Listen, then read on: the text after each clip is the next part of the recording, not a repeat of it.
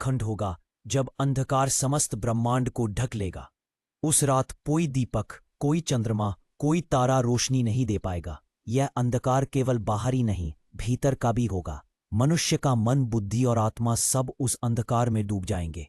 लोग शांति के लिए तरसेंगे, पर उन्हें मिलेगी केवल बेचैनी। वेदों के अनुसार कलयुग का अंत तभी होगा जब अधर्म, पाप और अन्याय अपने चरम पर पहुंच जाएंगे। तब भगवान विष्णु कल की अवतार के रूप में इस धरती पर प्रकट होंगे।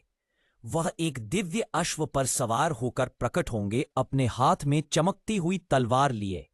वह समस्त अधर्मियों का नाश करेंगे, पापियों को दंड देंगे और सत्य और धर्म की पुनः स्थापना करेंगे। कल की अवतार का यह स्वरूप न केवल पौराणिक बल्कि प्रतीकात्मक भी है।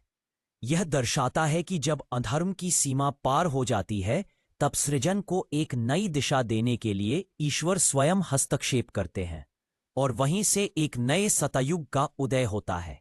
कलयुग का अंत केवल भौतिक विनाश नहीं है, वह एक आत्मिक जागृति का भी अवसर है। जो आत्माएं सच्चाई, भक्ति और धर्म के मार्ग पर टिके रहेंगे, उनके लिए कलयुग भी एक तपस्या बन जाएगा। वे लोग भगवान की कृपा से पुनः नवयुग के साक्षी बनेंगे। कलियुग अपने आप में मानवता की परीक्षा है।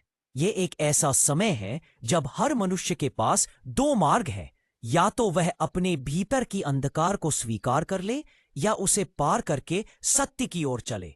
यही कलयुग का रहस्य है। यह जितना भयावह प्रतीत होता है, उतना ही अवसर भी देता है। पुराण हमें केवल डराने के लिए नहीं रचे गए हैं, वे चेतावनी और चेतना के माध्यम हैं। वे यह नहीं कहते कि कलयुग से बचो, बल्कि यह बताते हैं कि कलयुग में कैसे जीना है।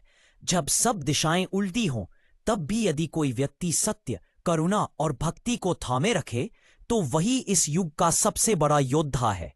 आज जब हम चारों ओर अन्याय, शोषण और अनैतिकता को देखते हैं, तब हमारे सामने यह प्रश्न आता है, क्या यही कलयुग है?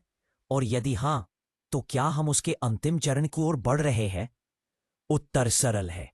हर दिन, हर कर्म, हर विचार जो अधर्म की ओर बढ़ता है, वह हमें उस अंतिम रात के निकट लाता है। लेकिन हर एक प्रयास, हर एक प्रार्थना और हर एक सत्कर्म जो हम कलयुग में करते हैं, वह उस अंतिम रात के बाद आने वाले उजाले को जन्म देता है। इसलिए यह समय भयभीत होने का नहीं है। यह समय पुराणों को पढ़ने, उन्हें समझने और अपने जीवन में उतारने का है।